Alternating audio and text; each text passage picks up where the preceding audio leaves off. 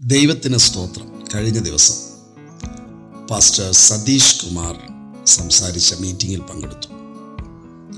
അദ്ദേഹം ചർച്ച് ഗ്രോത്തിനെ പറ്റിയുള്ള ചില കാര്യങ്ങളാണ് തൻ്റെ 2 മണിക്കൂറെങ്കിലും നീണ്ടു നിന്ന പ്രസംഗത്തിൽ പറഞ്ഞത്. Character, Christ character, currency, calling, courage. 5 കാര്യങ്ങൾ.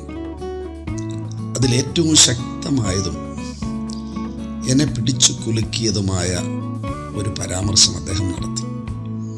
തൻ്റെ അനുഭവം പറഞ്ഞു. താൻ പറഞ്ഞു, ഞാൻ കഴിഞ്ഞ 20-25 വർഷങ്ങളായി ചർച്ച നടത്തുകയാണ്. അദ്ദേഹം പറയുകയാണ്, എൻ്റെ സ്റ്റാഫിൽ 1000 പേരുള്ള സ്റ്റാഫ് ചർച്ചിലുണ്ട്. അതിലൊരു 300-400 പേര് സ്ത്രീകളാണ്. പാസ്റ്റർ സതീഷ് കുമാർ പറയുകയാണ്, ഞാൻ ഇന്ന് വരെ അതിലൊരു സ്ത്രീയോട് പോലും സംസാരിച്ചിട്ടില്ല. അതിനുശേഷം അദ്ദേഹം പറഞ്ഞു, എൻ്റെ ഈ ഫോണിൽ ഒരു സ്ത്രീയുടെയും ഫോൺ നമ്പർ ഇല്ല. ഞാൻ ഈ ഫോണിൽ നിന്ന് ഒരു സ്ത്രീയെയും വിളിച്ചിട്ടില്ല, എൻ്റെ ഭാര്യ ഒഴികെ. എനിക്ക് ഒരു സ്ത്രീയും ഭക്ഷണം വിളമ്പിത്തരുവാൻ ഞാൻ സമ്മതിച്ചിട്ടില്ല, എൻ്റെ ഭാര്യ ഒഴികെ. ഇത് സാധ്യമാണോ?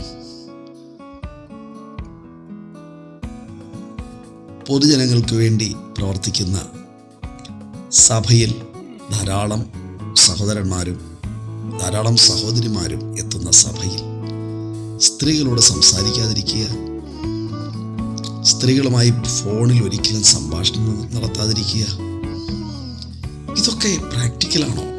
ഇത് സാധ്യമാണോ? ഞാൻ എൻ്റെ ഏറ്റവും അടുത്ത ചില സുഹൃത്തുക്കളോട് പറഞ്ഞു. അവർ പറഞ്ഞു, ഇതെങ്ങനെയാണ് സഹോദര സാധ്യമാകുന്നത്? അപ്പോഴാണ് എനിക്ക് ഉത്തരം കിട്ടിയത്.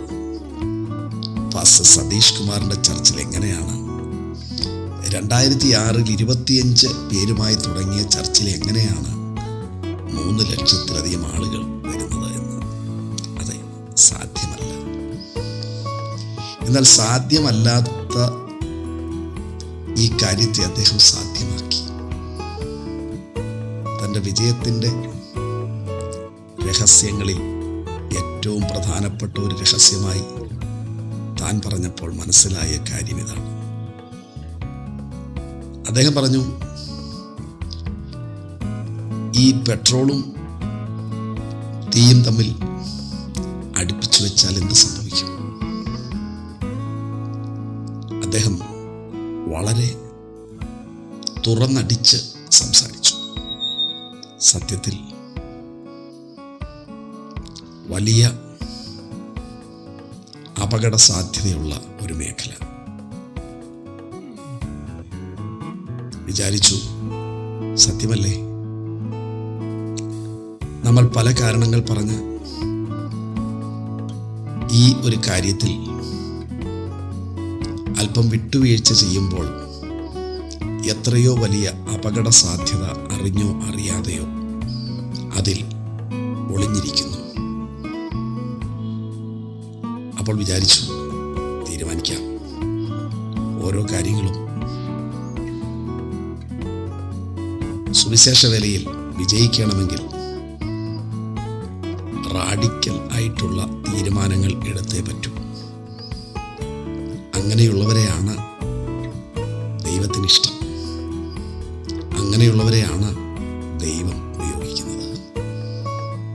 ദൈവമേ, എന്നെയും ഉപയോഗിക്കണമേ എന്നുള്ള എൻ്റെ പ്രാർത്ഥന, അതിന് ദൈവം ഉത്തരം തരണമെങ്കിൽ ദൈവത്തിൻ്റെ സ്റ്റാൻഡേർഡ് ഞാനും കീപ്പ് ചെയ്യണമല്ലോ. ഒരു പ്രാർത്ഥനയായിരുന്നു എൻ്റെയും മനസ്സിൽ ആ പ്രസംഗം കേട്ടതിന് ശേഷം ഉണ്ടായിരുന്നത്. ഈ കാര്യത്തിൽ ഉൾപ്പെടെ എല്ലാ കാര്യങ്ങളിലും ഒരു ഹയർ സ്റ്റാൻഡേർഡ്, ദൈവം ആഗ്രഹിക്കുന്ന ഒരു സ്റ്റാൻഡേർഡ് പുലർത്തുവാൻ, നിലനിർത്തുവാൻ കർത്താവേ എന്നെ സഹായിക്കണമേ. നമുക്ക് ഓരോരുത്തർക്കും പ്രാർത്ഥിക്കാം.